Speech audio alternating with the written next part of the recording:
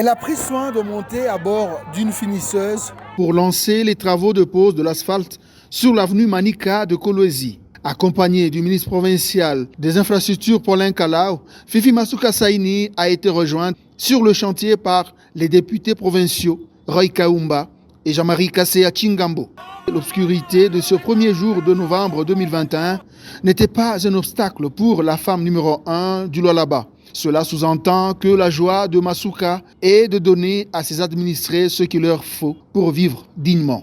Le chef de chantier affirme que ces travaux de l'enrobé prendront seulement quelques jours avant de remettre la voie toute renouvelée aux usagers.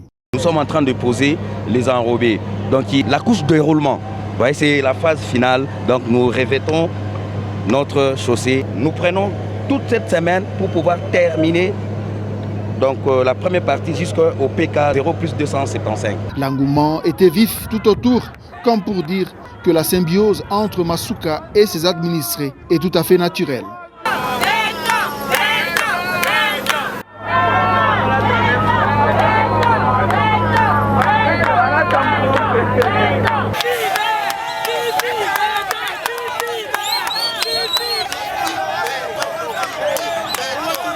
Tunaona mambo ya kweli, tunaanza kuona sasa ni ndoto.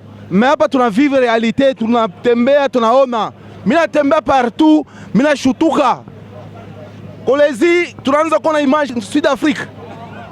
Johannesburg, tunaanza kuona Johannesburg hapa. Dans peu de mois, tunaona réalité. C'est de cette manière que Masuka Saini Fifi et son équipe gouvernementale entendent changer l'image de la province du Lualaba en conformité avec la ferme volonté du chef de l'État Félix Tshisekedi Tshilombo.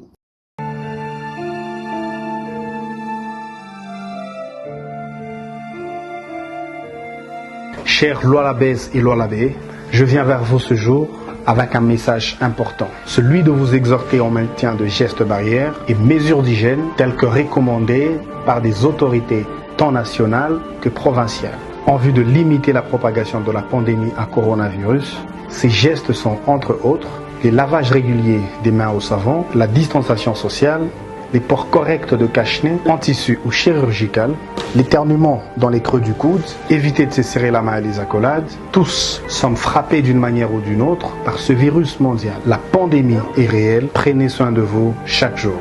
Que Dieu vous bénisse.